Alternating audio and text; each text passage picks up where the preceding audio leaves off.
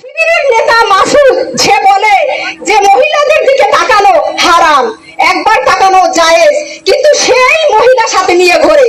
দাঁড়িপাল্লায় ছিট দিয়ে যদি জান্নাত পাওয়া যেত তাহলে কেউ নামাজও পড়তো না, রোজাও রাখতো না, মসজিদ মাদ্রাসা কিছুই হইতো না।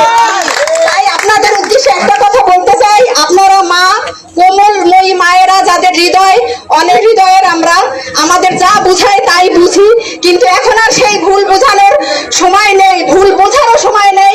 আমরা যেন সবাই সতর্ক হই, আমরা যেন বুঝি যে না, দাঁড়িপাল্লায় ভোট দিলে জান্নাত পাওয়া যাবে না।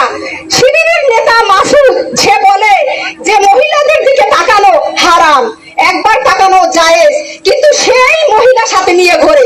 সে মহিলা সবসময় বিপর্দা থাকে।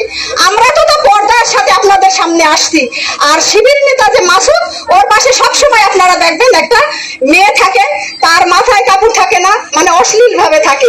তাহলে আমরা কি বুঝি যে জামাত